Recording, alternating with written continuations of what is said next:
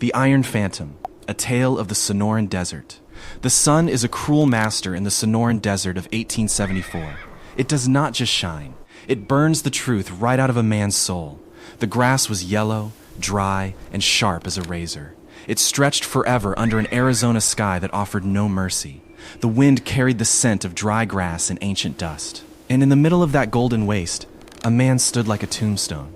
His name was Caleb Vance, but men who knew him in the dark places called the Iron Phantom. He was 50 years old, weathered like an old cedar post. His beard was a mix of iron and frost. His eyes were the color of a winter river, cold, deep, unforgiving. Ball had spent 30 years dealing in lead and shadow. He had been a bounty hunter for the worst of them. He had been a scout for the army during the Apache Wars. He had seen things in the war that made him hate the morning light.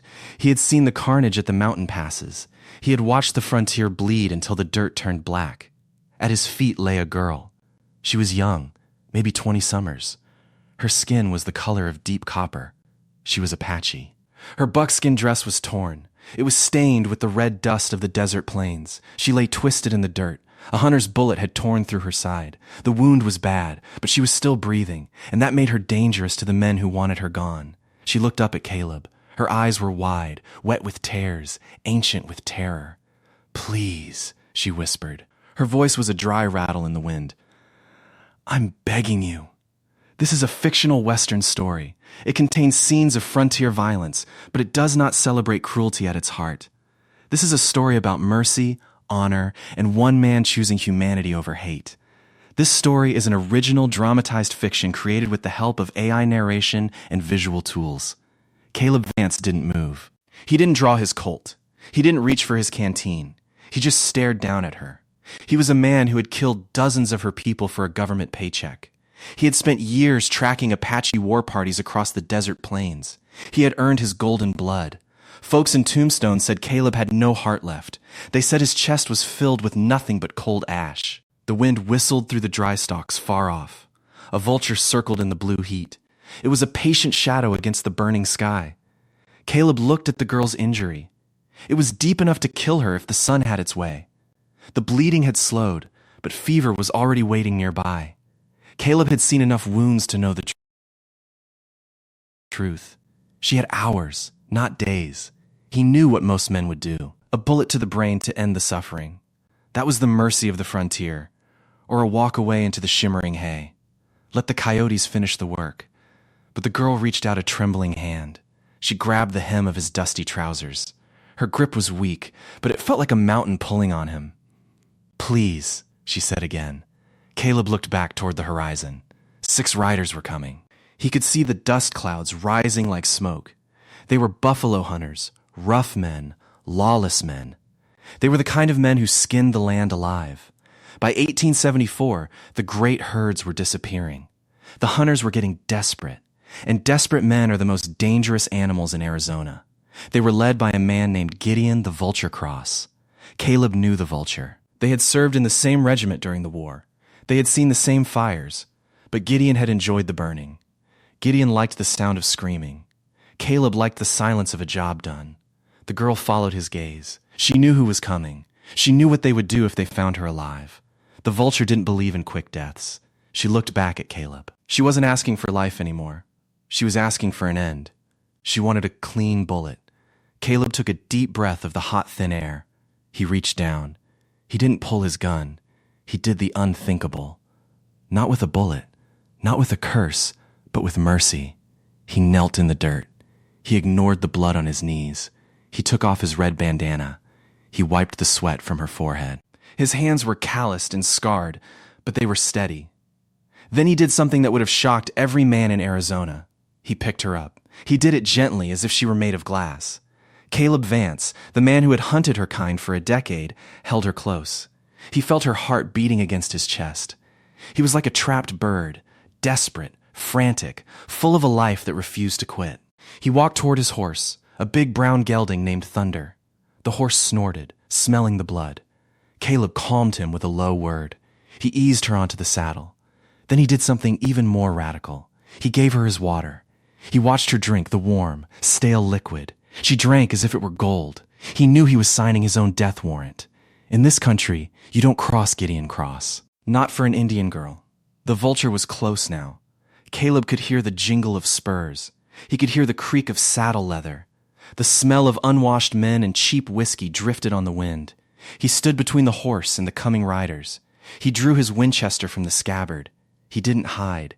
He stood tall in the yellow grass. The riders slowed to a halt 50 yards away. Gideon Cross sat on a black mare. He wore a hat made of wolfskin. His teeth were yellow as the prairie. "Step aside, Caleb," Gideon called out. His voice was like gravel in a tin can. "That girl belongs to the hunters who found her. She's a fugitive from the reservation." Caleb didn't blink. His thumb traced the hammer of the rifle. "She ain't property, Gideon," Caleb said. "She's a soul." Gideon laughed. The sound was sharp and ugly. The other hunters laughed with him. It was a sound of pure malice. "Since when did the phantom find a religion?" Gideon asked. "Since I got tired of seeing men like you breathe," Caleb replied. The air grew heavy. The sun felt like a weight on everyone's shoulders. The tension was a physical thing. It was a coiled spring waiting to snap. Caleb knew he was outgunned. 6-1. The math of the West was simple and brutal. But Caleb Vance wasn't a man who counted odds. He was a man who finished stories. He looked back at the Apache girl. Her name was Nava. He didn't know that yet, but he knew she was the only thing in the world worth a damn right then. She was the only chance he had to fix his own broken life. Courage isn't the absence of fear. It's the knowledge that something else is more important. Gideon Cross pulled his pistol. Caleb raised the Winchester. The first shot cracked the silence of the Sonoran Desert. It wasn't Caleb who fired. It wasn't Gideon. It was the land itself. A sudden gust of wind sent a wall of dust between them. A dust devil rose from the plains. Nature gave him one thin chance. Caleb didn't wait. He slapped his horse's flank. "Go!" he yelled. The horse bolted toward the southern breaks. Nava held onto the horn with white knuckles. Caleb stayed behind. He dived into the tall grass. He was a ghost in the yellow stalks. Gideon Cross screamed in order. The hunters charged into the dust, but Caleb Vance was the king of the desert plains. He knew how to move without a sound. He was a predator who had turned into a guardian. He fired from the left. The Winchester spoke with a tongue of flame. One hunter fell from his saddle and did not rise again, and he didn't even scream. The others scattered. They were firing wild into the haze. Caleb moved again. He was 50 years old, but his limbs were made of hickory.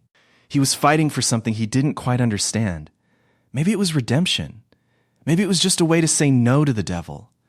Justice in this land was rarely found in a courtroom. It was found in the dirt under the sun, between men who had forgotten what peace felt like.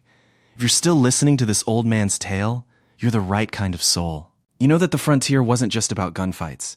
It was about the choices we make when no one is watching. Take a second to subscribe to our trail. Help us keep these legends alive for the folks who still remember honor. And tell me this in the comments. What time is it where you're sitting, and where are you listening from? I truly want to know who is out there in the dark with me. Then I want to know if there are still men who value dignity over gold. Now back to the blood and the dust. The dust settled slowly. The prairie was a graveyard of silence once more. 2 hunters were down in the grass. Their horses were wandering aimlessly. Caleb Vance was bleeding. A graze on his ribs was burning like fire. He didn't feel the pain. He only felt the heat. He moved toward the dry creek bed. He knew Gideon Cross was still out there. The vulture was a smart hunter. He wouldn't rush again. He would wait for the light to fail. Caleb found a spot under a cut bank. He checked his rounds. 3 left in the Winchester. 6 in the Colt. He looked toward the south. He hoped thunder had carried the girl far enough. He hoped she was safe from the teeth of the vulture. Suddenly, a voice echoed off the rocks. "You're dying for a ghost, Caleb!" Gideon yelled. "She's just meat and hide to the world. The army wants them all dead. The settlers want the land. Why throw your life away for a savage?" Caleb leaned his head back against the dirt. He closed his eyes for a second. He remembered the massacres he had seen, the broken promises, the treaties turned into ash. "Maybe to your world, Gideon," he yelled back. "But my world just got a whole lot smaller. It's just you, me, and the truth." Caleb remembered the girl's eyes. They weren't the eyes of an enemy. They were the eyes of a daughter. He never had his own. Wife and child had been taken by the fever in 58. He had buried them in the hard ground of Tennessee. He had walked away and never looked back. Since then, he had been a man of lead. The phantom had spent his life sowing death. For once, He wanted to harvest a little bit of mercy. He heard a boot step on the gravel above him. It was faint. Like the click of a beetle, he rolled to the right. A shotgun blast tore the earth where he had been lying. The sound was a roar that shook the creek bed. Caleb fired from the ground. He didn't aim with his eyes. He aimed with his instinct. The hunter above him tumbled over the edge. He landed with a wet thud in the creek bed. The man's eyes were open, staring at a sky he would never see again. 3 down, 3 to go. Caleb stood up. He was covered in the red dust of Arizona. He looked like a demon rising from the earth. He saw Gideon Cross standing by a lonely mesquite tree. Gideon wasn't smiling anymore. The bravado was gone. He was holding a long-range Sharps rifle, the buffalo gun. It was a weapon meant for destruction. It could kill a bull from half a mile away. At this distance, it would tear Caleb in half. Gideon leveled the heavy barrel. His hands were shaking slightly. Last words, phantom. Caleb didn't reach for his gun. He reached into his pocket. He pulled out a small carved wooden horse. It was a toy, simple, worn smooth by years of touch. He had carried it since the war. He had found it in the ruins of a burned-out farm in Georgia. A child had dropped it while running from the fire. Caleb had kept it as a reminder of what he had lost. He set it on a flat stone. "I'm done with words, Gideon," Caleb said. His voice was calm, almost peaceful. He walked straight toward the vulture. He didn't zigzag. He didn't duck. He walked with the steady pace of a man going to church. Gideon's finger tightened on the trigger. He was confused.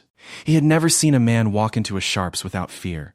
Fear is the currency of the bully. When you take it away, they have nothing. "Stop!" Gideon yelled. Caleb kept walking.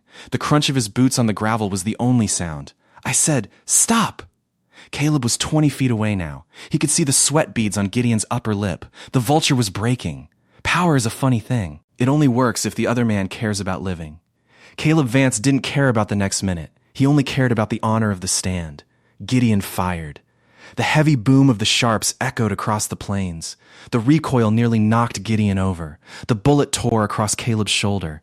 It was not a clean hit, but it was enough to drop him to one knee. Pain burned through him. For a moment, the whole prairie tilted. Gideon Cross laughed. It was a high, thin sound of victory. He walked towards Caleb, drawing his hunting knife. It was a long, curved blade meant for skinning. "I'm going to take your hair for this, Caleb," he hissed.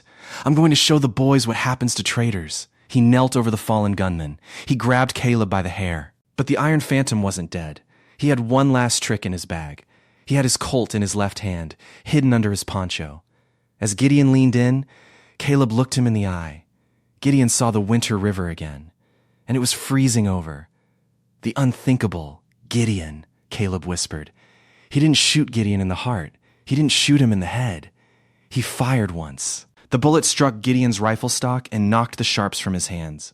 Gideon stumbled back, shocked more than wounded. For the first time that day, the vulture looked afraid. Caleb raised the Colt again, but he did not fire. Caleb stood up, swaying on his feet. His left arm hung low, weak, and nearly useless, and his right hand held the Colt steady. His blood was dripping into the Arizona dust. The 2 remaining hunters watched from the ridge. They saw their leader stumbling in the dirt. They saw the man who wouldn't die. They saw a ghost standing in the sun. They turned their horses and fled. Cowards only follow winners. And Gideon Cross was no longer a winner. Caleb stood over Gideon. The vulture was a broken thing now. He was crawling in the dirt, sobbing for a mercy he never gave. "Kill me," Gideon begged. "Finish it, Caleb. Put me out." Caleb looked at the blood on his own hands. He looked at the yellow grass. He looked at the toy horse on the stone. He thought about the girl. He thought about the future. "No," Caleb said. His voice was like iron. "You're going to live, Gideon. You're going to live with the dark, just like I did. You'll remember this day every time you close your eyes. You'll remember the man you couldn't kill." Caleb turned away. He didn't finish him. That would have been too easy. He walked south. He didn't look back at the screaming man. He walked until the sun began to dip below the horizon. The sky turned into a bruise of purple and gold. It was the most beautiful thing he had ever seen. He found Thunder 3 miles down the creek. The horse was standing by a small spring. Neva was still in the saddle. She was slumped over, unconscious, but she was breathing. The wound in her side was still raw, but the fever hadn't taken her yet. Caleb led the horse toward an old dugout. It was a hole in the earth built by a long-dead settler who had tried to tame the waste. It was a place of ghosts. He built a fire of buffalo chips. He boiled water in an old tin cup. He cleaned the wound as best he could. He tore strips from his own shirt and bound her side tight. She woke once, shaking from the fever. Caleb gave her water and kept his voice low. "Stay with me," he said. "Not tonight." Then he sat beside the fire and waited for morning. Caleb stayed awake all night. He sat by the small fire, cradling his broken shoulder. He watched the stars through the doorway. He thought about his life. He thought about the men he had buried. For 30 years, he had been the wind, destroying everything in his path, cutting down anything that stood in his way. But tonight, he was the earth. He was holding something up. He was protecting a spark. When the sun rose the next morning, Nava opened her eyes. The light was soft. The air was cool. She looked at the old cowboy. He was covered in bandages and dirt. He looked like he had been dragged through hell. He probably had been. She reached out her hand. She touched the toy horse he had placed by her side. She looked at it for a long time. "Thank you," she whispered. She said it in her own tongue. Apache, a language Caleb had only heard in battle. He didn't understand the words, but he understood the heart. He helped her drink more water. "We're going to get you to your people," Caleb said. "Across the border, the army is moving in, but I know the back trails. I know where the shadows hide." It took them 2 weeks to reach the Apache camps. It was a journey of silence and pain. They moved by night. The Arizona moon was a white eye watching them. They hid in the draws by day, avoiding the patrols and the hunters. Caleb shared his jerky. He shared his stories. He told her about the farm in Tennessee. He told her about the smell of the apple trees in spring. He told her about the wife he lost. He cried for the first time in 20 years. The tears made tracks in the dust on his face. She didn't judge him. She told him about the mountains of her home. She told him about the Great Spirit. She told him that every life is a thread in a great blanket, even his. They were two people from different worlds, linked by a single act of mercy, linked by the blood they had shed. When they reached the edge of the Apache lands, Caleb stopped. He saw the smoke of their fires in the distance. He saw the scouts watching from the ridges. They were like statues against the sky. He helped Nava down from the horse. She could stand now, though she leaned heavily on a stick he had carved for her. She looked at Caleb Vance, the Iron Phantom, the man who had been her nightmare. "Come with us," she said. "My people will give you a place. You have saved a daughter of the people." Caleb shook his head. He looked back at the trail behind them. The ghosts were still there, waiting in the shimmering heat. "I got a lot of ghosts to answer to, Nava. They don't like the light of a campfire. They prefer the lonely places." He handed her the toy horse. "Keep this. Remind yourself that even a devil can find his way home. Remind yourself that the phantom has a heart." She took the toy. Her fingers brushed his. She turned and walked toward her people. She didn't look back. She didn't have to. Caleb Vance watched her until she was a speck in the distance. Then he turned Thunder around. He rode back into the shimmering heat. He was still a man with a bloody past. The law would still hunt him. The vulture's friends would still seek revenge, but his soul felt a little lighter. He had done the unthinkable. He had chosen a life over a paycheck. He had chosen love over hate. In the brutal landscape of 1874, that was the greatest victory of all. Folks say Caleb Vance disappeared after that summer. The legends of the Iron Phantom faded into the wind. Some say he died in a shootout in Tucson. Some say he drifted south into Mexico and was never seen again. Some say he spent his last years praying for the souls of those he killed. But I like to think he's still out there, a shadow in the yellow grass, watching over the lonely trails, protecting those who cannot protect themselves, reminding us that no man is ever truly lost. No matter how much blood is on his hands, there is always a chance to turn around. There is always a chance to stand for what is right. If you're still with me, you've heard the truth of the Old West. It wasn't just about the fast draw. It was about the depth of a man's character. Help us keep these stories alive for the folks who still remember honor, so these forgotten trails do not disappear with the dust. And remember this, every choice you make is a seed you plant. Make sure you plant something that can grow in the sun. Make sure you plant something that offers shade to the weary. If this story stayed with you, subscribe to the channel, leave a comment, and share this trail with others who love the old lore. The Old West was not only built by fast hands and loaded guns. It was shaped by the rare men who knew when not to pull the trigger. Caleb Vance rode into the dust with blood on his past, but mercy gave him one clean page. And sometimes one clean page is enough for a man to start again.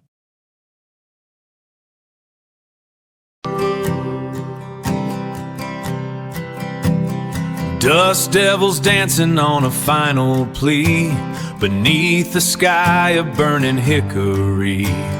Those lace shadows whispered on the wind, a soul-deep bargain where our worlds could mend. My silent stare, a promise etched in stone, and then I did the unthinkable.